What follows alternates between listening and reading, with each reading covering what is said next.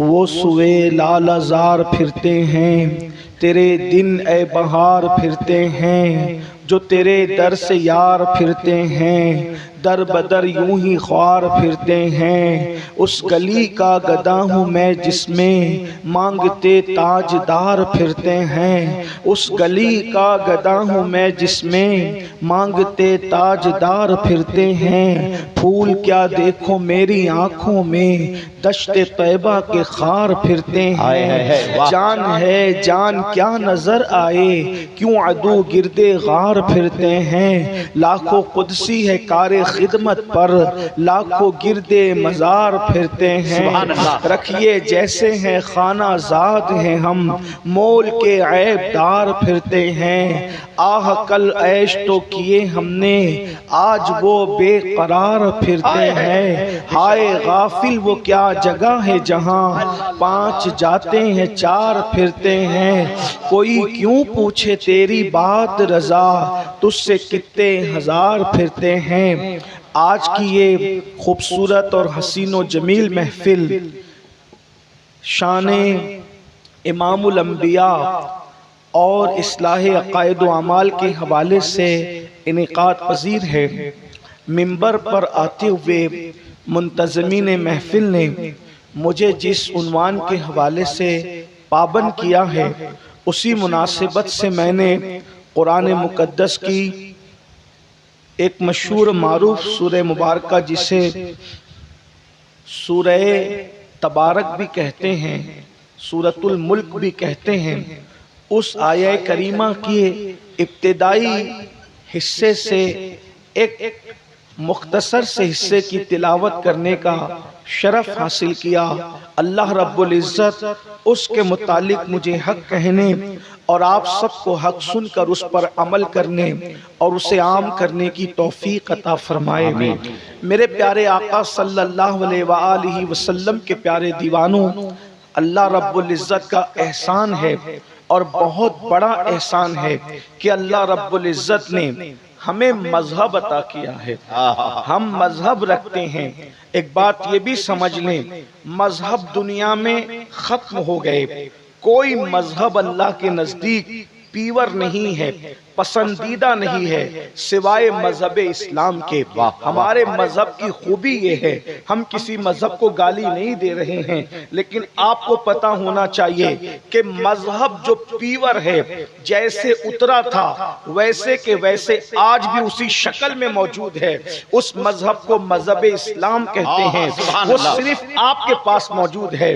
جو کتاب جیسے کہ جیسے اتری تھی ویسے کہ ویسے آپ کے پاس موجود ہے، نہ ایک نقطے کی کمی ہے، نہ ایک نقطے کی زیادتی ہے۔ اللہ اکبر، وہ پیور کتاب اگر کسی کے پاس موجود ہے وہ صرف آپ ہے۔ کتنے خوش نصیب ہے آپ کہ آپ کے پاس قرآن جیسی کتاب ہے، نہ جس میں کمی ہوئی ہے نہ جس میں زیادتی ہوئی ہے، جیسی آئی تھی 14.5 صدیوں کے بعد بھی ویسے ہی ہے، اور انشاءاللہ قیامت تک یہ ایسے کہ ایسے ہی رہے گی۔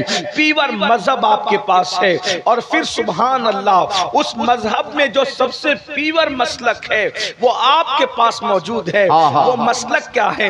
محبت رسول ہے، عشق رسول ہے، تعظیم رسول ہے، تعظیم خدا ہے، تعظیم ملائکہ ہے، تعظیم اولیاء ہے، تعظیم انبیاء ہے، تعظیم جو ہے وہ بزرگان دین ہے، تعظیم کعبہ ہے۔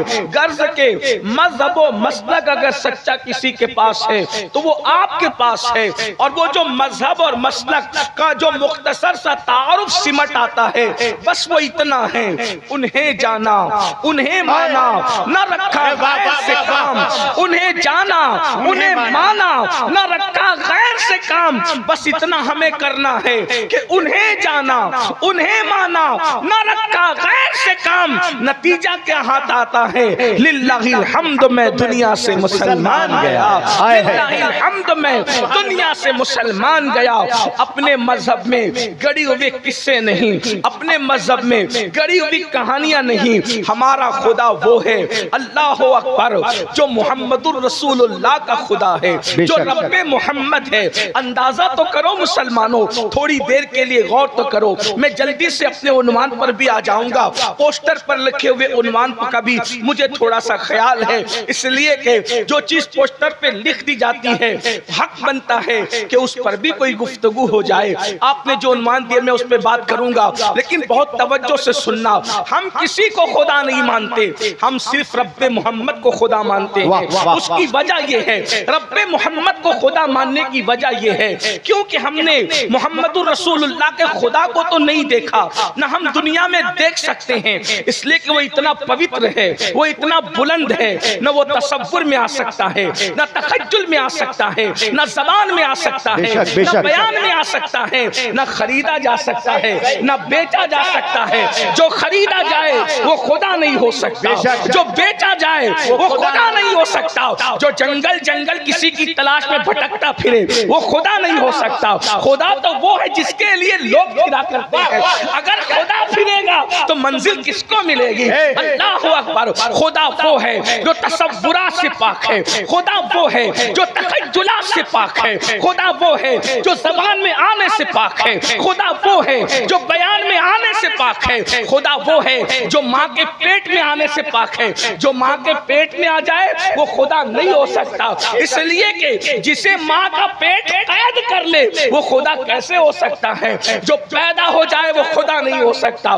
اللہ اکبر۔ پھر خدا وہ ہے اللہ اللہ، جب وہ تصور میں نہیں آتا، وہ زبان میں نہیں آتا، وہ بیان میں نہیں آتا، تب وہ تخیل میں نہیں آتا، تو پھر خدا کی معرفت کیسے ہو؟ تو اللہ فرماتا ہے قد جاءکم برہان من ربکم، کہ اللہ فرماتا ہے کہ میں نے اپنی برہان بنا کر محمد الرسول اللہ کو بھیجا۔ آیہ کریمہ کا مفہوم ہے یعنی اب تم خدا کو نہیں دیکھ سکتے، اگر خدا کو دیکھنا ہے تو اس کے محبوب کو دیکھو اور اندازہ کرو کہ جب بندہ ایسا ہے یعنی ایسا ہے تو اللہ کیسا ہوگا؟ ایسا ہے تو اللہ کیسا ہوگا؟ اب ان کو دیکھتے جاؤ، خدا کا اندازہ کرتے جاؤ، اس کی معرفت حاصل کرتے جاؤ۔ مطلب اگر میں اندازہ کروں کہ میرے خدا کے حسن کا عالم کیا ہے تو میں محمد الرسول اللہ کو دیکھ کر کے سوچوں کہ حضور کو دیکھنے والوں نے کہا اللہ اکبر وَأَحْسَنُ مِنْكَ لَمْ تَلِدْ عَيْنِي وَأَجْمَلُ مِنْكَ لَمْ تَلِدِ النِّسَاءُ خُلِقْتَ مُبَرَّأً مِنْ كُلِّ عَيْبٍ كَأَنَّكَ قَدْ خُلِقْتَ كَمَا تَشَاءُ۔ نبی کو دیکھنے والے کہتے ہیں یا رسول اللہ آپ جیسا میری آنکھوں نے نہیں دیکھا۔ ارے آنکھیں کیا دیکھتی؟ آپ جیسے کو کسی ماں نے جنم ہی نہیں دیا، اور آپ کو اللہ نے ہر عیب سے پاک بنایا۔ آپ جیسا بننا چاہتے تھے گویا خدا نے آپ کو ویسا ہی بنا دیا۔ اب مجھے بتاؤ جب حسن مصطفیٰ یہ ہے، جب حسن مصطفیٰ یہ ہے جس کو خدا نے اپنے جلووں کا عکس بنایا، جب اس مصطفیٰ جان رحمت کے حسن کا یہ عالم ہے، جب مخلوق کے حسن کا یہ عالم ہے تو بنانے والے خالق کے حسن کا عالم کیا ہوگا؟ ہمارے خدا کے حسن کا عالم کیا؟ اندازہ کرو۔ نعرہ تکبیر، نعرہ رسالت، شان امام الانبیاء کانفرنس۔ لوگ کہتے ہیں مسلمانوں کے خدا کی تصویر کیوں نہیں ہے؟ میں نے کہا جس کا تصور نہیں اس کی تصویر کیسے؟ جس کا تصور نہیں، تمہیں مبارک ہو مسلمانوں، تم وہ خدا رکھتے ہو جو محمد الرسول اللہ کا رب ہے۔ جو محمد الرسول. تو اب بتائیں جب وہ اتنے خوبصورت تھے, میری بات سمجھ میں آتی ہے؟ جی سمجھ میں آ رہی ہے؟ سمجھ میں آئے تو بات ٹھیک ہے, ورنہ تقریر کا کوئی مطلب نہیں. بات اگر سمجھ میں آ رہی ہے, اللہ اکبر, ذرا غور کیجئے.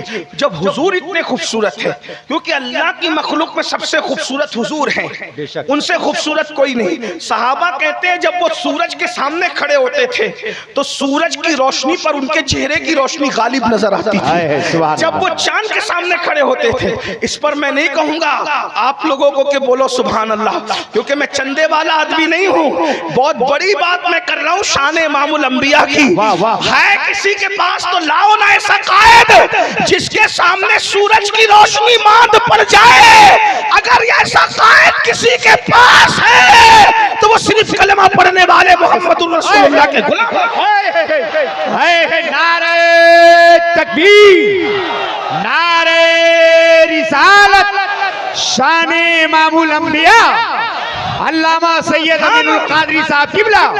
ہم 56 کی نہیں 72 کی چھاتی سے کہتے ہیں کہ ہمارے قائد جیسا کسی کے پاس قائد ہو تو لا کے بتاؤ, جو سورج کے سامنے کھڑا ہو جائے تو سورج کی روشنی مان پڑ جائے, جو چاند کے سامنے کھڑا ہو جائے تو چاند کی روشنی مان پڑ جائے, جو دیواروں کے سامنے کھڑا ہو جائے تو دیواروں کا عکس اس کے چہرے میں نظر آئے, جو رات کو چلے تو اس کے چہرے سے رات جو ہے گلیاں روشن ہو جائے, دل منور ہو جائے, جنگل و بیابان روشن ہو جائے.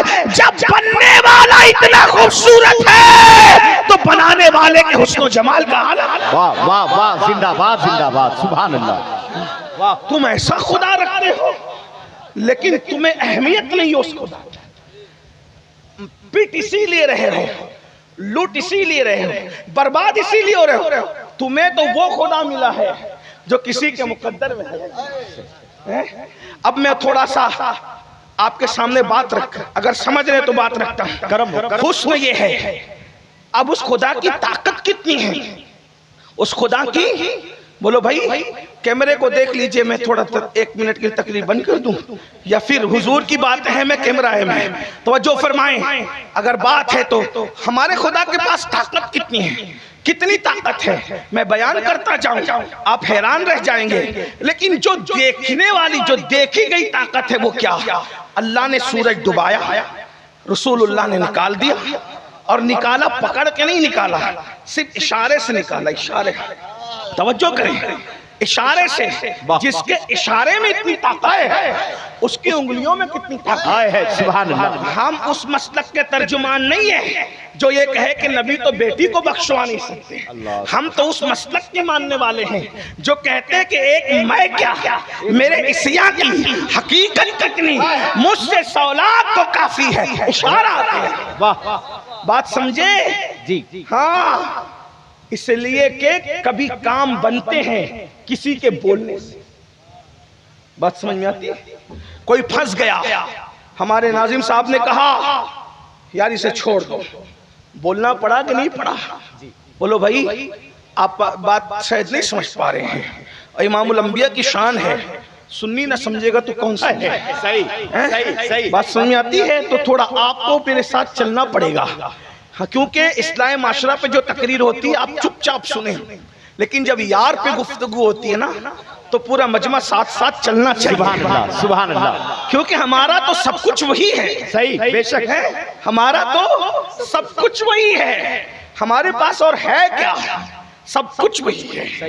خدا کے بعد سب کچھ وہی ہے. بعد از خدا بزرگ تو ایک قصہ مختصر, اور ہم نازاں ہیں کہ ہم یتیم نہیں ہے. ہم کوئی رکھتے ہیں اپنا سرپرست رکھتے ہیں, ہم کوئی اپنا نگہبان رکھتے ہیں, ہم کوئی اپنا آقا رکھتے ہیں, کوئی ہم اپنا ماوا و مولا رکھتے ہیں. بہرحال سنیے, توجہ سے سنیے. تو کوئی پھنس گیا, جب پھنسا تو مولانا نے کہا زبان سے اس کو چھوڑ دو, تو زبان کا کام آ گئی زبان سے، لیکن کوئی اور بڑا ہے، وہ زبان سے نہیں بولتا، وہ زبان سے نہیں بولتا، بلکہ وہ اشارہ کر دیتا ہے، صرف اشارہ کر دے، اشارے سے کام ہو جاتا ہے۔ لوگ کیا کہتے ہیں؟ یار وہ تو ایسی شان والا ہے، اس کے اشاروں سے کام بنتے ہیں۔ دنیا میں جس کے اشارے سے کام بنے، دنیا میں جس کے اشارے سے کام بنے، لوگ کہتے ہیں کتنی شان والا ہے، لیکن آخرت جس کو کہتے ہیں، نہ وہاں کسی کی دادا گیری چلے گی، نہ کسی کی بابا گیری چلے گی، وہاں سب نفسی نفسی کہیں گے۔ قرآن کہہ رہا ہے سب نفسی نفسی کہیں گے، حدیث کہہ رہی سب نفسی، حتیٰ کہ جبریل جیسا بزرگ بھی اس کی پوزیشن کیا ہوگی پتہ ہے؟ قرآن کہتا ہے یوم یقوم الروح والملائکہ صفا لا یتکلمون الا من اذن، جبریل جیسا فرشتوں کا سید و سردار بھی اور سارے فرشتے خدا کی ہیبت سے تھر تھر کانپتے ہوں گے۔ قرآن کہہ رہا ہے جبریل جیسا قرآن لانے والا، جبریل جیسا نبیوں کے پاس آنے جانے والا۔ بلکہ عشق میں ایک جملہ کہہ دوں، اگر کسی کے بارے میں کوئی پوچھے کہ ہر نبی کا صحابی بتا دو، ہر نبی کا صحابی بتا دو، تو آپ بے دھڑک جبریل کا نام لے سکتے ہیں، کیونکہ جبریل وہ ہے جس نے آدم سے لے کے عیسیٰ تلک اور عیسیٰ سے لے کے جان عیسیٰ تلک بار بار دیکھا ہے، حضور کو بار بار دیکھا، ہر نبی کو دیکھا۔ اللہ اکبر، توجہ کریں، جبریل جیسا بھی قیامت میں سوچو، جب جبریل کا یہ حال ہوگا، یوم یقوم الروح، میں قرآن پڑھ رہا ہوں، جا کے کسی بھی مکتب فکر کا ترجمہ اٹھا کے دیکھنا، جبریل، قیامت ہے یہ، قیامت، قیامت، یوم یقوم الروح والملائکہ صفا لا یتکلمون الا من اذن، جبریل اور سارے فرشتے خدا کی ہیبت سے تھر تھر کانپیں گے، کسی میں بات کرنے کی جرات نہیں ہوگی مگر وہ جسے خدا اذن عطا کرے۔ بھائیو، جب جبریل تھر تھر کانپ رہا ہوگا تو اپنی چلے گی وہاں، اپنے ابا کی چلے گی وہاں۔ بڑی معذرت کے ساتھ برا مت ماننا، حضور کی شان بیان کر رہا ہوں، کیا ہمارے پیروں کی چلے گی وہاں؟ کیا ہمارے فقیروں کی چلے گی وہاں؟ جب حضرت موسیٰ کہیں گے نفسی نفسی، حضرت عیسیٰ کہیں گے نفسی نفسی، حضرت داؤد کہیں گے یہ انبیاء نفسی نفسی کہیں گے، جب چلنا شروع ہوگی تو وہ ایک الگ منظر ہوگا، پھر وہاں تو کچا بچہ بھی شفاعت کرے گا، لیکن جب تک حضور شفاعت کا دروازہ نہیں کھولیں گے تو حضرت موسیٰ بھی نفسی نفسی کہیں گے۔ ذرا غور کریں، اسے محشر کہتے ہیں، لیکن سبحان اللہ، جہاں موسیٰ علیہ السلام، ابراہیم علیہ السلام، داؤد علیہ السلام، ایوب علیہ السلام، سارے انبیاء جہاں نفسی نفسی کہیں گے، وہاں میرے نبی کے اشاروں سے کام بن رہا ہوگا۔ سبحان اللہ، سبحان اللہ، جہاں ان کے اشارے سے کام بن رہا ہوگا، اور کتنوں کا ایک کا نہیں، کہتے میرے امام ایک، میں کیا، میرے عیسیٰ کی حقیقت کتنی، مجھ سے 100 لاکھ کو کافی ہے اشارہ۔ زندہ باد نعرہ تکبیر،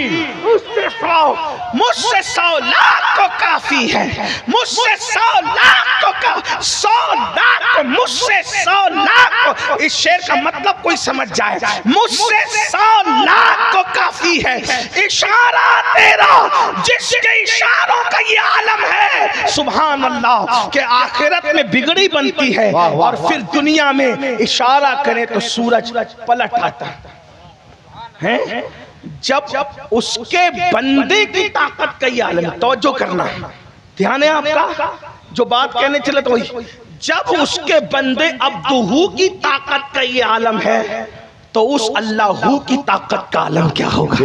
ہے بندہ اتنا طاقتور ہے، خدا کتنا۔ ایک جملہ اور سن لیں، اللہ کیسا ہے؟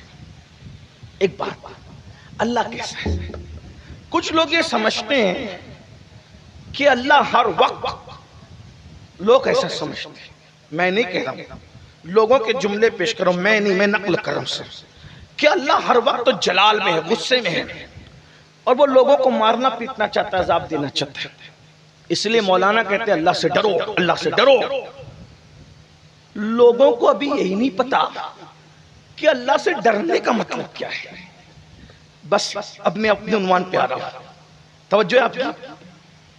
کچھ لوگ یہ سمجھ رہے ہیں کہ مسلمانوں کا اللہ وہ ہے جو ہر وقت کوڑا لے کر اور عذاب کا چابک لے کر اپنے بندوں کی پیٹ پر کہ بس اب تجھے ماروں گا، ابھی تو بس لوگوں نے ایسا بنا دیا، تصور بنا دیا۔ ایک بات بتاؤں، جب ہم اللہ کو پہچاننے کی کوشش کرتے اور جاننے کی کوشش کرتے ہیں تو ہم فتح مکہ کے دن آتے ہیں۔ فتح مکہ کے دن اس کا بندہ جو عبدہو ہے، سمجھ میں آئی بات؟ جی جی عبدہو کوئی نہیں ہے، ایک بات سمجھ آتی ہے؟ عبدہو کوئی نہیں ہے، عبدہو صرف محمد الرسول اللہ، سبحان اللہ۔ سب عبد ہیں، اب پڑھے لکھے لوگ ہیں، سب عبد ہیں، تنہا عبدہو حضور ہیں، تنہا عبدہو حضور ہیں۔ تو آپ کہیں گے یہ عبد اور عبدہو میں کیا فرق ہے؟ مشکل کر رہا ہے یہ مولوی۔ میں مشکل نہیں کر رہا ہوں، چلے ڈاکٹر کی زبان میں سمجھا دوں۔ ایک ہے عبد یعنی سب، میں آپ اولیاء صحابہ سب عبد ہیں، تنہا میرے آقا عبدہو ہے۔ اب سمجھ میں آئی؟ تو عبد اور عبدہو میں فرق کیا ہے؟ تو ڈاکٹر اقبال جیسا مفکر کہتا ہے عبد دیگر، عبدہو چیزیں دیگر، عبد دیگر، عبد دیگر آسان ہے اردو کی بالکل مشابہ فارسی ہے نا، عبد دیگر، عبدہو چیزیں دیگر۔ عبد الگ ہے، سمجھ میں آئی؟ اور عبدہو الگ ہے، بولتے ذرا، عبدہو، عبد الگ ہے اور عبدہو، عبد مطلب بندہ جی جی، اور عبدہو مطلب اس کا بندہ۔ بے شک بات سمجھ میں آئی؟ بندہ اور اس کا بندہ میں کتنا فرق ہے؟ عبد دیگر، عبدہو چیزیں دیگر، ای سراپا منتظر او منتظر۔ عبد الگ ہے، عبدہو الگ ہے، عبد انتظار کرتا ہے، عبدہو کا انتظار کیا جاتا ہے۔ نعرہ تکبیر، نعرہ رسالت، شان امام الانبیاء۔ عبدہو کا انتظار، اب عبدہو کا انتظار کیا جاتا ہے۔ اب اگر مولوی کہے کہ میں ان کی طرح یا وہ میری طرح، تیرا انتظار تو تیرے بچے بھی نہیں کرتے، ان کا انتظار تو رحمت خدا کرتی ہے۔ غور تو کریں، ان کا انتظار کیا جاتا ہے میرے بھائی، یہ حضور کی شان ہے۔ تو اب مجھے بتائیں اللہ کیسا ہے؟ اللہ کیسا ہے؟ لوگوں کو اتنا ڈرا دیا لوگوں نے کہ لوگ اللہ کی طرف جانے ہی نہیں چاہتے۔ آج میں بتا دیتا ہوں اللہ کیسا ہے، سن رہے ہیں؟ بتائیں، دیکھ لیں اپنا اللہ کیسا ہے، اپنا اللہ۔ پہلے بتاؤں، ایک دن حضرت جبریل نے پوچھا، توجہ، ایک دن حضرت جبریل علیہ السلام نے پوچھا اللہ تو اپنے بندوں سے کتنی محبت کرتا ہے؟ اللہ سے جبریل علیہ السلام نے پوچھا تو اپنے بندوں سے کتنی محبت کرتا ہے؟ تو اللہ نے فرمایا کسی موقع پہ تجھے بتاؤں گا۔ پھر موقع آیا کہ حضرت یعقوب علیہ السلام سے ان کے بیٹے یوسف علیہ السلام بچپنے میں جدا ہو گئے۔ وہ بھائیوں کا قصہ تھا، بڑی لمبی داستان ہے، تو میں اس کو نہیں چھیڑتا بھی، ورنہ اس کے لیے 2-3 گھنٹے چاہیے۔ لیکن بس اتنا سن لیں کہ حضرت یوسف جب اپنے ابا جان سے جدا ہوئے تھے تو 8-9 سال کی عمر تھی، اور 50 سال کے بعد جب ملے تو وہ دادا بن چکے تھے۔ اب سوچو، باپ نے اپنے بیٹے کی محبت میں رو رو کر اپنی آنکھوں کو سفید کر لیا تھا۔ 50 سال، نصف صدی حضرت یعقوب حضرت یوسف علیہ السلام کی محبت میں روتے رہے۔ یوسف علیہ السلام اتنے خوبصورت تھے کہ حضرت یعقوب کو اپنی تمام اولاد میں سب سے زیادہ جس سے پیار تھا وہ کون ہے؟ وہ حضرت یوسف علیہ السلام ہے۔ تو روتے رہے روتے رہے روتے رہے، بالآخر 50 سال کے بعد حضرت یعقوب اور یوسف علیہ السلام کی ملاقات ہونی تھی۔ یوسف علیہ السلام مل گئے، یعقوب علیہ السلام بیٹے سے ملنے گئے، یوسف علیہ السلام باپ سے ملنے آئے تو فرشتوں نے کہا مولا 50 سال تک تیرا بندہ یعقوب بیٹے کے عشق میں روتا رہا، محبت میں روتا رہا، اب باپ بیٹے 50 سال کے بعد ملیں گے تو منظر کیسا ہوگا، حال کیسا ہوگا، ہم وہ منظر دیکھنا چاہتے ہیں۔ تو فرشتوں کو اللہ نے کہا جاؤ اور جمع ہو جاؤ اور وہ منظر دیکھو کہ باپ بیٹے ایک دوسرے سے کیسے ملتے ہیں۔ تو حضرت یعقوب نے 50 سال کے بعد جب اپنے بیٹے یوسف کو دیکھا تو اتنا روئے کہ چیخ مار کے بے ہوش ہو گئے اور بیٹے کی گود میں آ گئے. اللہ اکبر.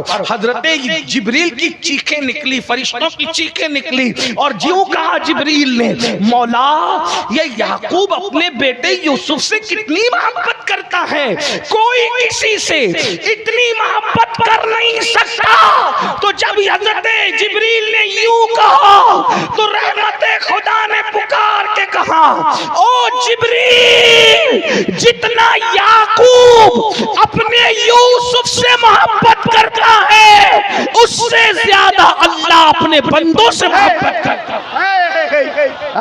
زندہ باد مسلمانوں, اللہ اپنے بندوں سے اتنی محبت کرتا ہے جتنا حضرت یعقوب اپنے بیٹے یوسف سے محبت کرتے اس سے زیادہ اللہ اپنے بندوں سے محبت کرتا ہے. اب بات سمجھ میں آئی. یہ جو دماغ میں بیٹھا ہے کہ اللہ بہت عذاب دینے والا, بہت عذاب, وہ اس کا فلسفہ میں ابھی رکھوں گا, لیکن ایک بات آپ کو سمجھا دوں کہ اللہ کیسا ہے. جب یہ ہمیں سمجھنا ہوا تو ہم فتح مکہ کے دن دیکھتے ہیں کہ فتح مکہ کے دن قطار میں نبی کے مجرم کھڑے ہیں. کسی نے نبی کے چچا کا کلیجہ چبایا ہے, کسی نے نبی اور ان کے ساتھیوں کے کپڑے پھاڑے ہیں, کسی نے پاگل کہا, کسی نے مجنون کہا, کسی نے ساحر اور مسحور کہا. خدا جانے کیسے کیسے گندی گندی گالیاں دی گئی. نبی کی بیٹیوں کو طلاقیں دی گئی. نبی کو 3 سال تک کے شاب ابی طالب میں پورے خاندان کے ساتھ قید کیا گیا. نبی کا سر پھوڑا گیا. رسول اللہ کو زخموں سے چور چور کیا گیا. حضور علیہ السلام کو بھوکا رکھا گیا.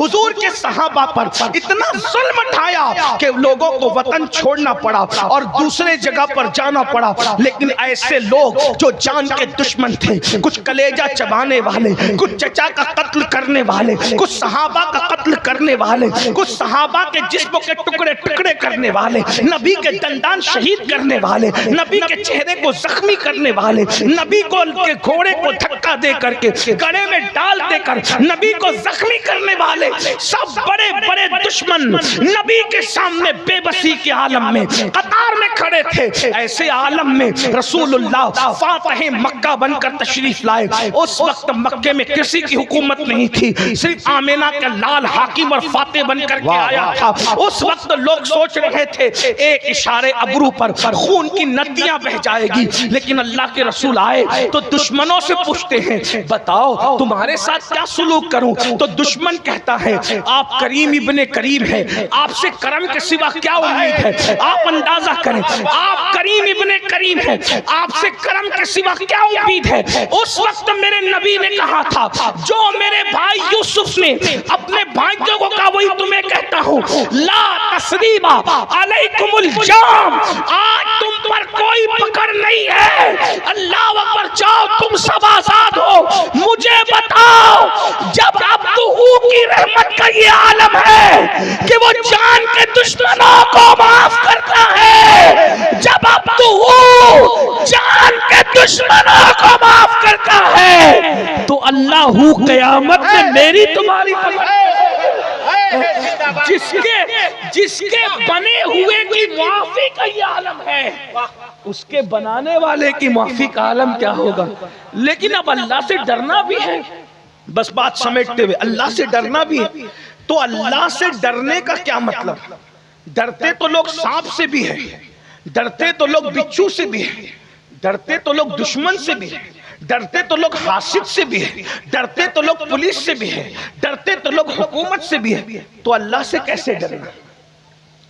بات اللہ سے کیسے ڈرے, کیونکہ جو کروڑوں ماؤں سے زیادہ پیار کرتا اس سے کیسے ڈرنا. جو یعقوب علیہ السلام حضرت یوسف سے جتنا پیار کرتے اس سے زیادہ اللہ بندوں سے پیار کرتا ہے, تو اس سے کیسے ڈرنا. تو ڈرنے کا مطلب یہ ہے, جیسے کسی سے محبت ہوتی ہے نا, تو اس کی ناراضگی سے ڈر لگتا ہے. توجہ ہے آپ, بہت نازک بات.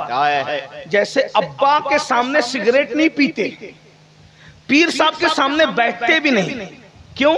مار ڈالیں گے, گولی چلائیں گے, کیا کریں گے. بیٹھنا کوئی جرم کا جرم نہیں ہے. اس سے عشق اتنا ہے کہ اس کے سامنے بیٹھنے سے بھی ڈر لگتا ہے کہیں یار ناراض نہ ہو جائے. ابا کے سامنے سگریٹ اس لیے نہیں پیتا کہ ابا ناراض نہ ہو جائے. امی کے سامنے قہقہا مار کے ہنستا نہیں کہ امی ناراض نہ ہو جائیں. اب سمجھ میں اللہ سے کیسے ڈریں. احترام میں جب تصور یہ آتا ہے کہ ناراض نہ ہو جائیں تو کوئی اس کی ناپسند کا کام مت کرو, تو اس کو کہتے ہیں ڈرنا کہ ناراض نہ ہو جائے. اب بات سمجھ میں آئی. اللہ سے ایسے ڈرو کہ محبت میں یہ تصور آ جائے کہ میرا رب مجھ سے ناراض نہ ہو جائے, کیونکہ کروڑوں عذاب میرے لیے اتنا مشکل نہیں ہے جتنا اللہ کی ناراضگی میرے لیے مشکل ہے. ہر درد سہ سکتا ہوں مگر یار کی ناراضگی نہیں. آپ جب جانتے ہیں جب نبی پر طائف میں پتھر برسے نا, پتھر برسے اور حضور لہو لہان ہو گئے, خون سے نالین بھر گئی, تو حضور نے عرض کی مولا تو نے مجھے کن کے حوالے کر دیا, کہیں تو مجھ سے ناراض تو نہیں ہے. اس کے بعد جواب ہے محبوب ہم تم سے کبھی ناراض نہیں. تو پھر عرض کرتے ہیں اگر تم مجھ سے راضی ہے تو مجھے ہر ستم سہنا گوارا ہے. یار راضی ہے مطلب ہر ظلم سہنا گوارا, ہر ستم سہنا گوارا. اب میرے بھائیوں, جس کو جس سے پیار ہوتا ہے, جس کو جس سے محبت ہوتی ہے, جس کو جس سے الفت ہوتی ہے, وہ اس سے ڈرتا ہے کہ ناراض نہ ہو جائے. کیوں؟ جب اللہ ناراض ہوتا ہے اور جس سے ناراض ہوتا ہے پھر اللہ اس کو عذاب دیتا ہے, بہت دردناک عذاب. جب ناراض ہوتا ہے تو عذاب دیتا ہے, اور جب پیار کرتا ہے نسلوں کو آباد کرتا ہے. وہ خود فرماتا ہے, اللہ خود فرماتا ہے. توجہ, مشکات شریف کی حدیث کا مفہوم ہے. اللہ فرماتا ہے جب میں تم سے خوش ہوتا ہوں تو میں تمہیں نوازتا ہوں, تمہیں رحمت دیتا ہوں, تمہیں برکت دیتا ہوں, تمہیں خوب نوازتا ہوں, تم سے پیار کرتا ہوں. اور جب تم مجھے ناراض کر دیتے ہو تو پھر میں تم سے ناراض ہوتا ہوں, پھر میں تم پہ لعنت کرتا ہوں, پھر میں تم پر مصیبتیں ڈالتا ہوں. پھر فرمایا میں تم پر بیماریاں مسلط کرتا ہوں. پھر فرمایا اللہ اکبر میں تم پر ظالم حکمراں مسلط کر. مشکات شریف کی حدیث کا مفہوم پیش کر رہا ہوں. میں تم پر ناراض ہوتا ہوں تو ظالم حکمراں مسلط کرتا ہوں, بیماریاں مسلط کرتا ہوں, تکلیفیں مسلط کرتا ہوں, بلائیں مسلط کرتا ہوں. ناراض ہو کر, وہ بھی کیوں؟ محبت کی وجہ سے کہ جب تم پر مصیبت آئے گی تو تم پلٹ کر میری ہی طرف آؤ گے نا. اس لیے وہ بھی پیار کی ایک کڑی ہے, وہ بھی محبت کا حصہ ہے. کیونکہ جب تم بیمار پڑو گے, یاد رکھنا, یہ بھی یاد رکھنا, صحت میں آدمی خدا کو ویسے نہیں پکارتا جیسے بیماری میں دل سے پکارتا ہے.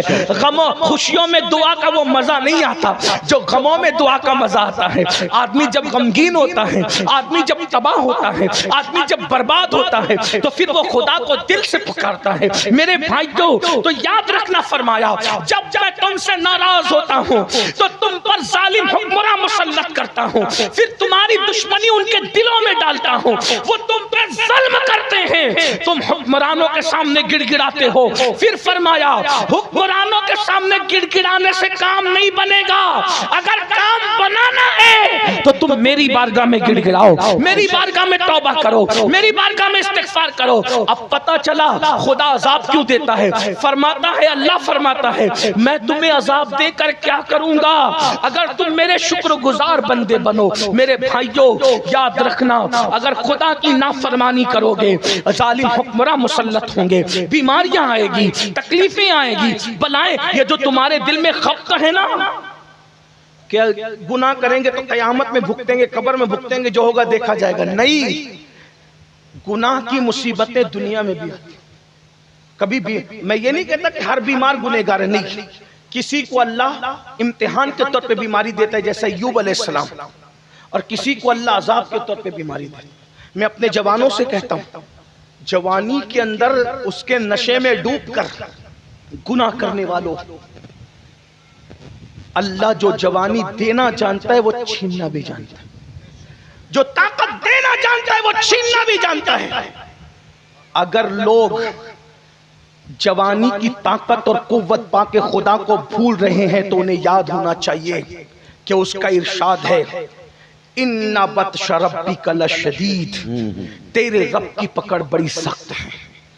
اگر آدمی آج دیکھو ہمارے جوانوں کو, اللہ کو بھول گئے جوانی کی طاقت پا کر, لیکن جب جوانی میں کینسر ہوتا ہے پھر توبہ کرتے, جوانی میں ایڈز ہوتا ہے پھر توبہ کرتے, بیماریاں آتی ہیں پھر توبہ کرتے ہیں. یاد رکھنا یہ جتنی مصیبتیں قرآن کہتے ہیں وَمَا أَصَابَكُم مِّن مُّصِيبَةٍ فَبِمَا كَسَبَتْ أَيْدِيكُمْ, کہ تم پر جو بھی مصیبت آتی ہے وہ تمہارے گناہوں کا نتیجہ ہے.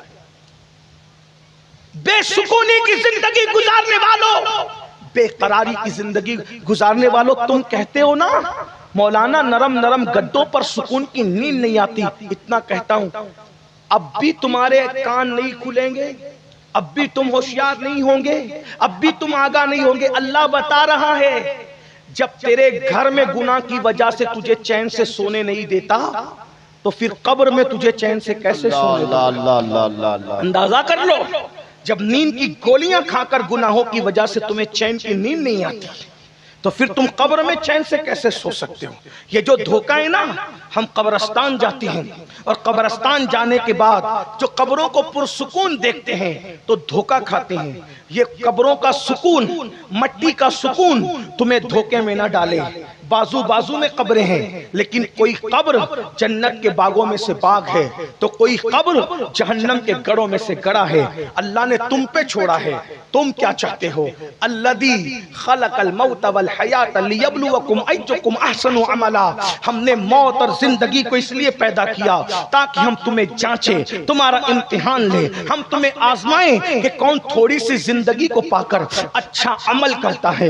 اچھا عمل کرو گے, اچھا عمل کرو گے تو تمہاری قبر جنت کے باغوں میں سے باغ بنے گی. برا عمل کرو گے تو تمہاری قبر جہنم کے گڑوں میں سے گڑا بنے گی. کچھ لوگ کہتے ہیں مولانا اتنا نہ ڈراؤ, ارے اللہ کریم ہے, اللہ رحیم ہے. پھر کہتا ہوں وہ تو کریم بھی ہے, وہ تو رحیم بھی ہے, لیکن جب ناراضگی کا اظہار کرتا ہے تو وہ قہار و جبار بھی ہے. اب آئیے میں آپ کے سامنے باتیں حدیث رکھتا ہوں بڑی معذرت کے ساتھ. یہ جو آپ لوگ سنتے ہیں نا کہ سب بخشے جائیں گے اور یہ ہوگا اور جو ہوگا دیکھا جائے گا اور ہم بھگا دیں گے فرشتوں کو اور ہم دھمکی دے دیں گے اور کہیں گے کہ حساب کر دیں گے اور کتاب کر دیں گے. شاعری کی دنیا الگ ہے اور قرآن و حدیث کی دنیا الگ ہے. یاد رکھنا قبر تماشا نہیں ہے, قبر کھیل نہیں ہے. قبر کیا ہے تمہیں پتا ہے؟ اللہ اکبر. قبر کیا ہے تمہیں پتا ہے؟ شاعروں نے بعض, سب کی بات نہیں کرتا, یا بعض بے خوف بے عمل مقرروں نے تمہیں اتنا نڈھر کر دیا ہے کہ جب رسول اللہ آئیں گے تو ہم قبروں پہ گر جائیں گے, ہم قدموں پہ گر جائیں گے اور پکڑ لیں گے تو چھوڑیں گے نہیں, اور پھر یہ ہوگا اور پھر وہ ہوگا اور تم مچلتے ہو کودتے ہو, ایسا ہوگا ویسا ہوگا. ایک بات میں تمہیں بتاؤں, قبر میں جب حضور آئیں گے یقیناً آئیں گے, لیکن آپ کو بتاؤں میں کیا آپ سامنا کر سکو گے حضور کا؟ میں سامنا کر سکوں گا حضور؟ تھوڑا غور کیجئے. قبر کا منظر رکھتا ہوں. قاری مستقیم صاحب مرحوم و مغفور کے ایصال ثواب کے لیے ان کے بیٹے مقیم انصاری اور ان کے احباب نے محفل رکھی ہے, تو مجھے عنوان انہوں نے دیا قبر کے احوال پر, تو میں پہلی منزل جو قبر کی ہے پہلے وہ آپ کے سامنے رکھتا ہوں. یعنی قبر میں حضور آتے ہیں. اب آپ حضور آتے ہیں اس کا تصور کر لیں, تھوڑی دیر تصور کر لیں, ذرا غور کر لیں. بس کوئی خطابت نہیں, کوئی تقریر نہیں, کوئی واعظ و نصیحت نہیں, یہ صرف اپنے دل کا درد ہے. ہوشیار ہونا, غور کرنا, توجہ کرنا. میرے بھائی میں اپنی بات بھی کر رہا ہوں, میں کوئی بات نہیں کرتا کہ میں کیا سوچتا ہوں, تنہائی میں یہ سوچ کے میں کیا کرتا ہوں, میں اس پہ کوئی بات نہیں کرتا. اللہ کی مخلوق میں مجھ سے گرا پڑا کوئی نہیں, مجھ سے بڑا گنہگار کوئی نہیں. میں سمجھتا ہوں اگر میں بخشا گیا تو سب بخشے جائیں گے. اللہ جب حساب لے گا لے گا, فرشتے جب حساب پوچھیں گے, لیکن حضور قبر میں آئیں گے, یہ ہمارا یقین ہے. اور اس یقین پر ہم نعرے لگاتے ہیں. نعرے لگانا بھی چاہیے, مجھے کوئی اعتراض نہیں. ہم کود رہے ہیں, ہم کو رقص کر رہے ہیں, ورش کر رہے ہیں. حضور آئیں گے قبر میں تو میں قدموں پہ گر جاؤں گا, پکڑ لوں گا. فرشتے کہیں گے ہٹو تو فرشتوں کہوں گا ہٹ جاؤ, نہیں چھوڑتا, وغیرہ وغیرہ. آپ جو بھی کہتے ہیں, دیکھیے وہ جو کر سکتے ہیں وہ الگ کوالٹی کے لوگ ہیں, غوث پاک غریب نواز جیسے لوگ ہیں. لیکن میں اور آپ کیا واقعی ایسا کر سکیں گے؟ اب تھوڑا میں آپ کی عدالت میں, دلوں کے ضمیروں کی عدالت میں ایک مقدمہ رکھتا ہوں. چیک کرو اپنے آپ کو. آپ مجھے بتائیں, ہمارے ابا نے ہمیں زنا کرتے دیکھا, ہمارے ابا نے ہمیں چوری کرتے دیکھا, ہمارے ابا نے ہمیں لڑکیوں کے ساتھ پاپ کرتے دیکھا, ہمارے ابا نے ہمیں سود کھاتے دیکھا, ہمارے ابا نے ہمیں جرائم کرتے دیکھا. اور پھر برسوں کے بعد ابا سے ملاقات ہے. مجھے پتا ہے کہ ابا نے زنا کرتے بھی دیکھا ہے, ابا نے چوری کرتے بھی دیکھا ہے, ابا نے پاپ کرتے بھی دیکھا ہے, ہر گناہ کرتے میرے باپ نے مجھے دیکھا ہے. اور برسوں سے باپ سے ملاقات نہیں ہوئی اور اب ہے کہ ابا سے ملاقات ہوگی، تو بولو اس وقت ایک وفادار بیٹے کے کلیجے کے اندر سے کیسے ہوک اٹھے گی؟ ملاقات سے زیادہ خوشی ڈر اور خوف کی ہوگی۔ ابا کہیں چہرہ تو نہیں پھر لیں گے کہ تو اتنا بڑا مجرم ہے، تو اتنا بڑا پاپی ہے، ارے میں نے اس دن کے لیے تجھے جنم دیا تھا، تو نے میرا نام مٹی میں ملایا، تو نے میرا سر نیچے کیا، تو نے پاپ کر کے مجھے بدنام کیا۔ بولو یہ خیال آئے گا کہ نہیں وفاد؟ بے غیرت بیٹے کو کچھ نہیں، بے ادب بیٹے کو کچھ نہیں، لیکن با ادب اور با غیرت بیٹا تو سوچے گا میں کیسے سامنا کروں، کیسے ملاقات کروں۔ اب بلا تمثیل جب حضور قبر میں آئیں گے، حضور نے زنا کرتے نہیں دیکھا، حضور نے جوا کھیلتے نہیں دیکھا، حضور نے پاپ کرتے نہیں دیکھا، ہم اس نبی کا کلمہ نہیں پڑھتے میرے بھائی جو مر کے مٹی میں مل گیا، ہم تو اس نبی کا کلمہ پڑھتے ہیں جو ہماری جان سے زیادہ قریب ہے۔ النبی اولا بالمومنین من انفسہم، نبی مومنوں کی جان سے زیادہ قریب ہے۔ اب بتاؤ ہم نے جو کیا نبی نے دیکھا کہ نہیں دیکھا؟ نبی کو پتا ہے کہ نہیں پتا؟ حضور کو ساری چیزوں کی خبر ہے۔ اللہ اکبر، جو زمین پہ بیٹھ کر لامکاں کی خبر دیتا ہو، کیا وہ ہمارے اعمال کی خبر نہیں رکھتا؟ جس کی نگاہ سے خدا کی ذات نہ چھپی، اس کی نگاہ سے ہمارے اعمال چھپیں گے۔ سفید کپڑے پہن کر، راتوں کو عیاشیاں کر کے، دن کے مخجر قوم و ملت بننے والوں، راتوں میں پاپ کر کے صبح کو عزت دار بننے والوں، رات نرم نرم گدوں پہ لیٹ کر زنا کی گندی فلمیں دیکھ کر، اس کے بعد اچھے کپڑے پہن کر اپنے سو کارڈ تقوی پر اترانے والوں، میں آپ کو دھوکہ دے سکتا ہوں، میں بہت اچھا ہوں، آپ مجھے دھوکہ دے سکتے ہیں، آپ بہت اچھے ہیں، اپنے نبی کو بھی دھوکہ دے لو گے، اپنے رسول کو بھی دھوکہ دے لو گے، اور وہ بھی ایسی غیور ہستی۔ کتنے غیرت مند ہیں نبی کتنے غیرت مند ہیں۔ اللہ اکبر، رحمت سب کے لیے ہے، رحمت سب کے لیے ہے، غیرت صرف اپنوں کے لیے۔ اللہ توجہ، اگر تم نبی کے ہو، رحمت تو وہ کافروں کے لیے بھی ہے، رحمت تو منافقوں کے لیے بھی ہے، رحمت تو درخت، شجر، حجر اور جانوروں کے لیے بھی ہے، مگر غیرت نبی کی صرف اپنوں کے لیے۔ کیسی غیرت؟ کیسی غیرت؟ ایک صحابی نے، توجہ، صحابی اہل سنت کے عقیدے میں صحابی اس کو کہتے ہیں جس نے ایمان کی حالت میں نبی کو دیکھا اور ایمان پر ہی دنیا سے چلا گیا۔ صحابی کے بارے میں ہمارا عقیدہ ایسے ہے جیسے جنت کا ہونا یقینی ہے، ویسے صحابہ کا جنتی ہونا یقینی ہے، کیونکہ جس زبان نے جنت کا پتہ دیا ہے اسی زبان نے صحابہ کے جنتی ہونے کا پتہ دیا ہے۔ بلکہ بڑا جملہ کہہ دوں، صحابہ کو جنت کی ضرورت نہیں ہے، جنت کو میرے نبی کے صحابہ کی ضرورت۔ واہ، بے شک بے شک۔ کیوں؟ جو 14ویں صدی کا عاشق ہے وہ کہتا ہے سیر گلشن کون دیکھے، دشت طیبہ چھوڑ کر سوئے جنت کون جائے، در تمہارا چھوڑ کر۔ جسے در مل جائے وہ جنت جانا نہیں چاہتا، جسے در والا پورا پورا محبوب مل جائے وہ جنت کی لالچ کیا کر سکتا ہے۔ اب بات سمجھ میں آئی، لیکن اب سننا میرے بھائیوں، دل کے کانوں سے سننا، قبر میں ہمارا کیا حشر ہوگا، کیا حال ہوگا۔ اللہ کرے، اللہ خیر کرے، اللہ خیر کرے، اللہ خیر کرے۔ میرے بھائی سن لو، اگر اپنی آخرت کے معاملے میں سنجیدہ ہو، اگر واقعی جنت میں جانا چاہتے ہو، اگر واقعی نجات چاہتے ہو، اپنے مذہب پہ یقین رکھتے ہو، تو خدا کے لیے ہاتھ جوڑ کے کہتا ہوں تصور کر لو، ایک صحابی انہوں نے مسجد سے اونچا گھر بنا لیا، صرف مسجد سے اونچا۔ علماء سے پوچھو مسجد سے اونچا گھر بنانا نہ ناجائز ہے، نہ حرام ہے، نہ کفر ہے، نہ شرک ہے، کوئی گناہ، لیکن حضور کی شان ہے، رحمت سب کے لیے، غیرت اپنوں کے لیے۔ انہوں نے اونچا گھر بنایا، آقا نے پوچھا یہ گھر کس کا ہے؟ کہا حضور فلاں کا، صحابی تھے، جنتی۔ اچھا، جب وہ آئے سلام کیا، حضور نے سلام کا جواب نہیں دیا، منہ کھولا۔ توجہ کیجئے، مسجد سے اونچا گھر بنانا نماز چھوڑنے کی طرح گناہ نہیں، زنا کرنے کی طرح گناہ نہیں، تاش کے پتے کھیلنے کی طرح گناہ نہیں، لڑکی چھیڑنے کی طرح اس سے ناجائز حرام کام کرنے کی طرح گناہ نہیں. ہنسنے کی بات نہیں، یہ دل کا درد ہے، دل کا درد ہے.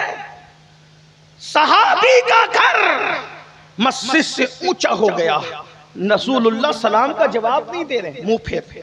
وہ ادھر سے آئے، پھر منہ ادھر سے آئے.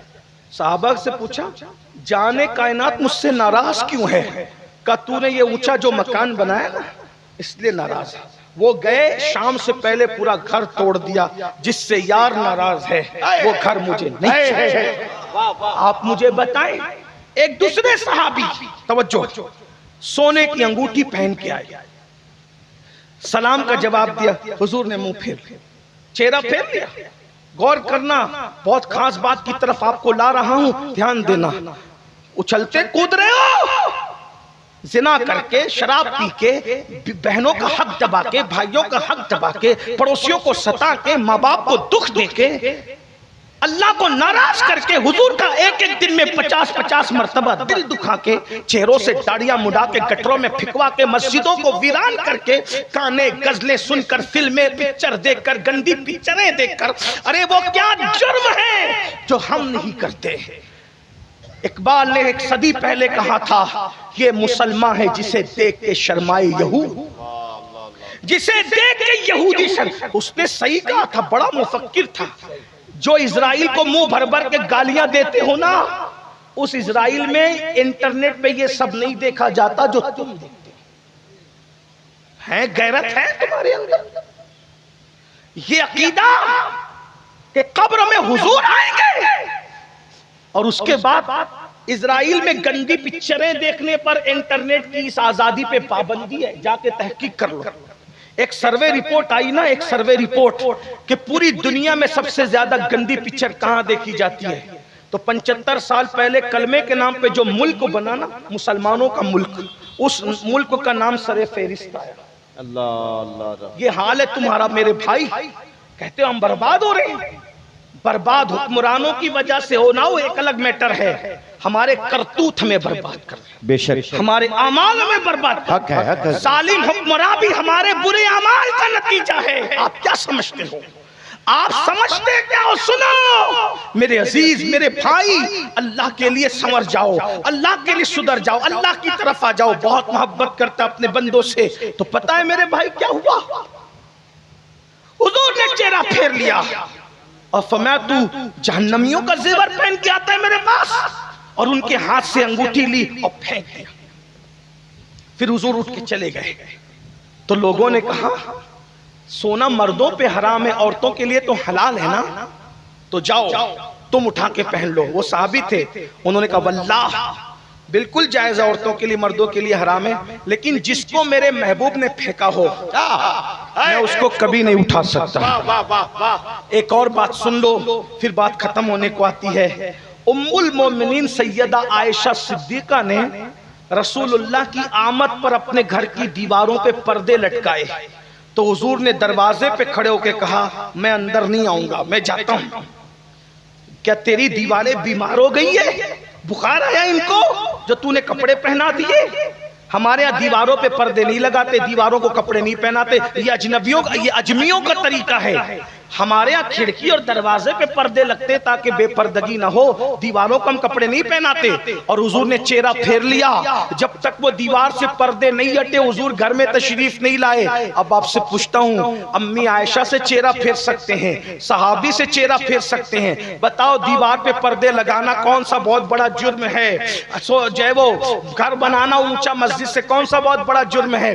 ایسی چھوٹی چھوٹی بھول پر جب رسول اللہ چہرہ پھیر کر واپس ہو جاتے ہیں.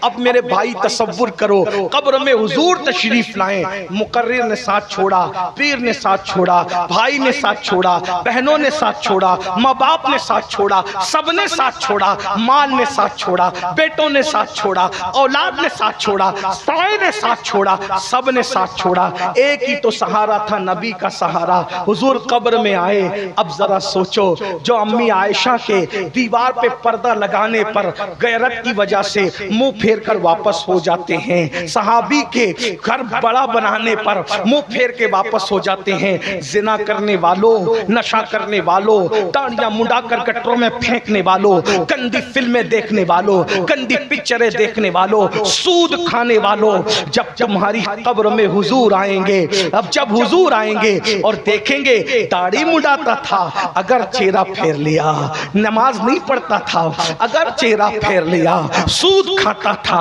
اگر چہرہ پھیر لیا، جوا کھیلتا تھا اگر چہرہ پھیر لیا، غیبتیں کرتا تھا اگر چہرہ پھیر لیا، اور چہرہ پھیر کر ایک مرتبہ ناراض ہو کر ہماری قبر سے واپس چلے گئے، انا للہ و انا الیہ راجعون۔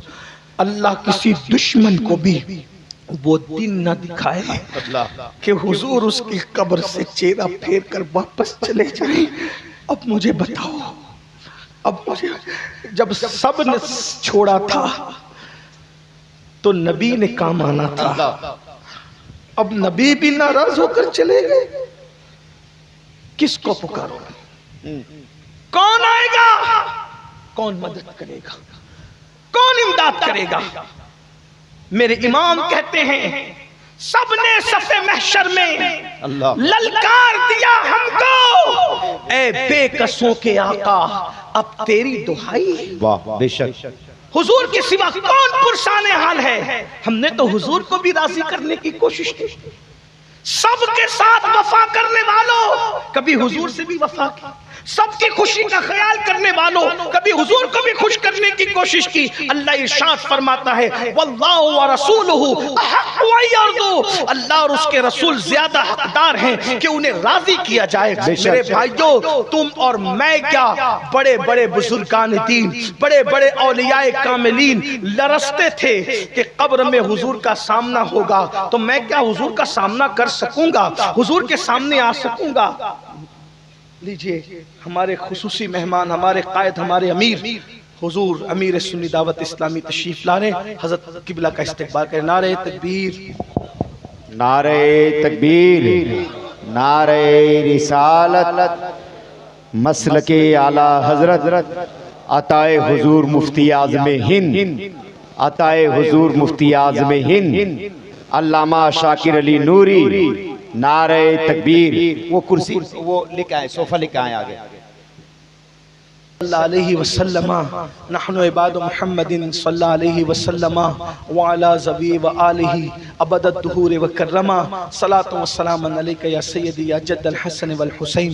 ہمارے قائد، ہمارے امیر حضور قبلہ امیر سنی دعوت اسلامی تشریف لا چکے ہیں۔ آپ جانتے ہیں کہ جب حضرت قبلہ تشریف لاتے ہیں تو میں حضرت کے سامنے گفتگو نہیں کرتا، میری گفتگو ویسے بھی ہو چکی، کیونکہ جن بزرگوں سے ہم نے پڑھا لکھا سبق حاصل کیا تو ان کے سامنے تقریریں نہیں کر سکتے، ان کے سامنے تو سبق سنا سکتے ہیں، اور یہ وقت حضرت قبلہ کا ہے، اس لیے میں اپنی گفتگو کو یہاں پہ تمام کرتا ہوں۔ بس اتنی بات کہہ کے میرے بھائی، بس اتنا تصور کر لو کہ کیا ہم حضور کا سامنا کر سکتے ہیں؟ جب رحمت للعالمین کا سامنا نہیں کر سکتے قبر میں تو قیامت کے دن اس قہار و جبار کا سامنا کیسے کرو گے؟ قاری مستقیم صاحب مرحوم و مغفور کے لیے جو ایصال ثواب کی یہ تقریب رکھی گئی ہے، میں دعا کرتا ہوں کہ اللہ ہمارے دل میں احساس پیدا کرے کہ کیا ہم حضور کا سامنا کر سکیں گے قیامت کے دن۔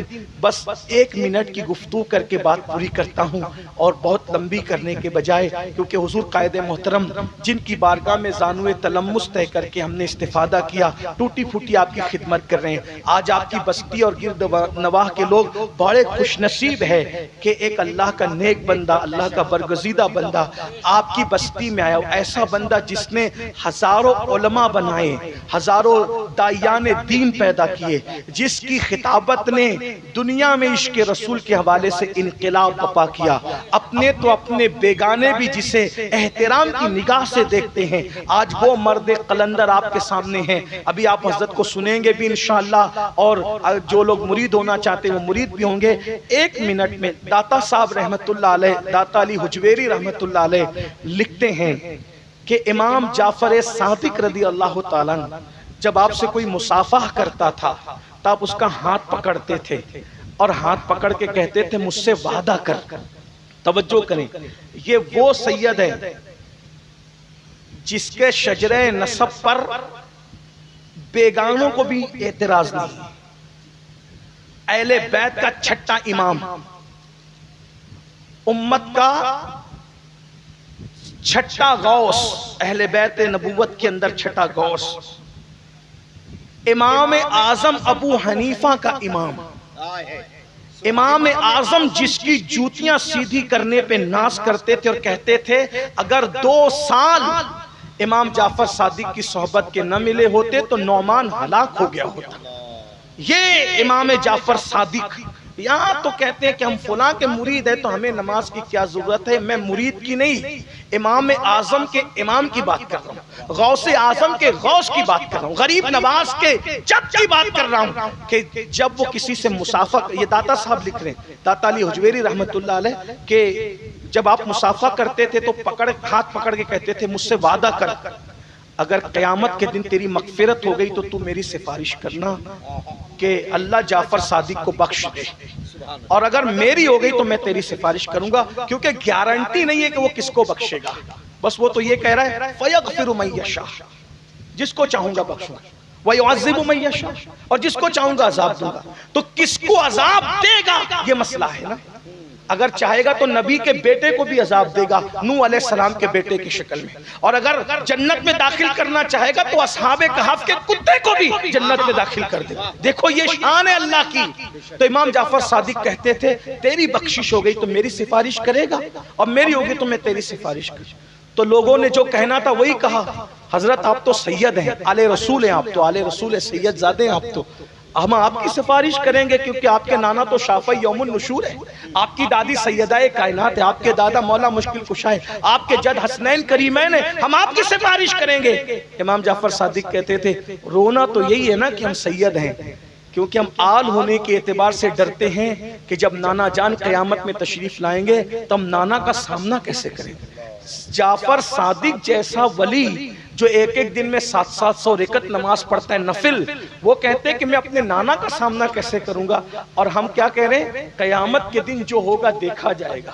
اللہ کی پناہ ہم کس قدر نڈر ہو چکے ہیں. ارے اپنے امام سے سیکھ لیا ہوتا 14ویں صدی کا مجدد، جس کا پیر جس پہ ناز کرتے ہوئے کہتا ہے کہ قیامت کے دن اللہ مجھ سے پوچھے گا آل رسول تو دنیا سے میرے لیے کیا لایا ہے، تو میں احمد رضا کو پیش کر دوں گا. جس کا مرشد اس پہ ناز کرے وہ کہتا ہے کریم اپنے کرم کا صدقہ لئی میں بے قدر کو نہ شرما، تو اور رضا سے حساب لینا، رضا بھی کوئی حساب میں ہے. صدقہ پیارے کی حیا کا نہ لے مجھ سے حساب، بخش بے پوچھے لجائے کو لجانا کیا ہے. اور کہتے ہیں اللہ اکبر، کہتے ہیں اللہ یا رسول اللہ،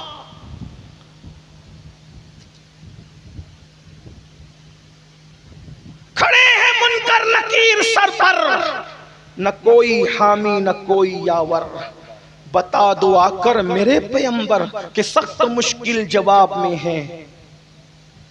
خدا قہار ہے غضب پر، کھلے ہیں بدکاریوں کے دفتر، بچا لو آ کر شفیع محشر، تمہارا بندہ عذاب میں ہے. آپ اندازہ کریں بڑوں کا پتا پانی ہوتا ہے اور چھوٹوں کا جو جمعہ کی 2 رکعت پڑھ کے ایسے بھاگتے ہیں جیسے اسکول کی چھٹی ہونے پر اسکول کے بچے بھاگتے ہیں، ایسے مسجد سے بھاگنے والوں، دعا بھی نہ کرنے والوں اور جنت کے ٹھیکیدار بننے والوں، ذرا سوچو تو صحیح. بڑوں کا پتا پانی ہو رہا ہے اور ہم اتنی بڑی بات کریں. نہیں، احتساب کرو. قرآن کہتا ہے، اللہ ارشاد فرماتا ہے ان بطش ربک لشدید، تیرے رب کی پکڑ بڑی سخت ہے. جب وہ پکڑ کرتا ہے پھر وہ پکڑ کرتا ہے. ارشاد ہوتا ہے ان عذاب ربک لواقع ما له من دافع، کہ تیرے رب کا عذاب واقع ہو کے رہے گا. اور جب وہ عذاب نازل کرنے کا فیصلہ کر لے دنیا کی کوئی طاقت ہمیں بچا نہیں سکے گی. اللہ تعالیٰ مجھے آپ سب کو محفوظ رکھے اپنے عذاب سے. اللہ ہمیں اپنے عذاب سے بچائے، آخرت کی تیاری کی توفیق عطا فرمائے، قبر کی تیاری کی توفیق عطا فرمائے. اللہ ہم سب کے حال پہ رحم فرمائے. قائد محترم کی آمد ہے. آپ سب حضرت کو دیکھ رہے ہیں، حضرت کے نورانی چہرے کی زیارت کر رہے ہیں. ناظم صاحب انشاءاللہ جلد حضرت قبلہ کو آپ کے سامنے جو ہے وہ دعوت خطاب دیں گے انشاءاللہ تعالی. اور اگر ناظم صاحب اجازت دے دیں تو بہت خوبصورت سننے کا ماحول ہے، بہت اچھے سے لوگ بیٹھے ہیں سن رہے ہیں. کیا بات ہے، حضرت ہی کو سن لیا جائے نا. بولو بھائی ہے نا، ماشاءاللہ سن لیں. بہت خوبصورت اتنی سنجیدہ گفتگو. پروفیسرز، ڈاکٹرز، بڑے بڑے مفکرین جس کی گفتگو کو سننے کے لیے مشتاق ہوتے ہیں. بلکہ میں تو کہتا ہوں کہ یہ حضرت قبلہ قائد محترم کا ہم پہ کرم ہے کہ وہ ہاتھیوں کی غذا ہم جیسے چونٹیوں کو بھی کھلانے کے لیے کرم فرماتے ہیں. ورنہ ایک ایک فکرے پر کتابیں لکھی جا سکتی ہے. وقت کا مفکر کہہ رہا ہے، بڑے بڑے مفکرین کہہ رہے ہیں. تو آئیے دل کے کانوں سے سن لیں. کتنے اچھے ہیں میرے بھائی جو اتنی دیر سے کھڑے ہیں. اگر یہ بھی بیٹھے نا تو محفل اتنی خوبصورت لگے گی انشاءاللہ کہ خواتین بھی جو حضرت قبلہ کی زیارت کرنا چاہ رہی ہیں دور سے تو وہ بھی اطمینان سے جو ہے سن سکے گی. کتنے اچھے لوگ ہیں یہاں. کوئی کچھ نہ بولے، ایک جملے میں میرے بھائی لوگ بیٹھتے ہیں. اللہ ان پہ سب پہ رحم کرے، برکتیں دے، محبتیں ہماری سلامت رکھیں. دیکھیں ادھر والے بھائی بھی بیٹھے ہیں ماشاءاللہ، فوراً بیٹھے ہیں. بہت اچھی بات ہے. پیچھے والے بھائی بھی انشاءاللہ تھوڑی دیر میں بیٹھ جائیں گے انشاءاللہ تعالی. تو آئیے، جیسی ہستی ہے ویسا ماحول بن چکا ہے. اور ہماری تو کوئی تقریر ہی نہیں، کچھ خطاب ہی نہیں، بس حضرت کے آنے کے لیے میں نے تھوڑا سا ماحول بنانے کے لیے کوشش کی. اب آئیے اپنے اس قائد کو، اس خطیب کو، اس ادیب کو سنیں جو 2 درجن سے بلکہ 3 درجن سے زیادہ کتابوں کا محرر ہے، مصنف ہے. ہزاروں عناوین پر جس نے گفتگو مفکرانہ کی ہے، جس نے ہزاروں زندگیوں میں انقلاب برپا کیا ہے، جس کے بارے میں بلا مبالغہ دعائیہ یہ مصرے پڑھے جا سکتے ہیں: تو میرے عہد کی تصویر ہے میرے قائد. عہد کی تصویر میں اس لیے کہتا ہوں، اللہ کو گواہ بنا کے بات کر رہا ہوں، کوئی چاپلوسی نہیں، بلکہ کوئی سیٹنگ نہیں، کچھ نہیں، صرف اللہ کی خوشی کے لیے کہہ رہا ہوں کہ 10 سال کے بعد، 5 سال کے بعد جو فتنے ظاہر ہونے والے ہوتے ہیں، قبلہ قائد محترم تنہائیوں کی محفل میں اس کو 5 سال 10 سال پہلے بتاتے ہیں اپنی مفکرانہ دور اندیشی فکر سے کہ مجھے لگتا ہے کہ ایسے فتنے ہونے والے تو ہمیں اس طرح کام کرنا چاہیے.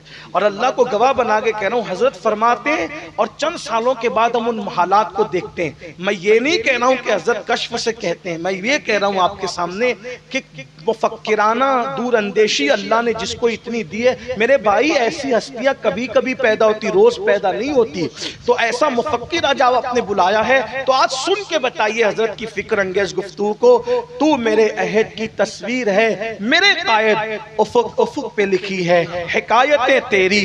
غبار شہر پیمبر کی سر پہ چادر ہے، فلک کو چھونے لگی ہے یہ عظمتیں تیری. نعرہ تکبیر. سنجیدہ ہونے کے لیے کہا، لیکن یہ بھی نہیں کہ نعرہ بھی سننی نہ لگائے. نعرہ تکبیر، نعرہ رسالت، نعرہ رسالت، نعرہ رسالت، رسالت، رسالت. ماشاءاللہ.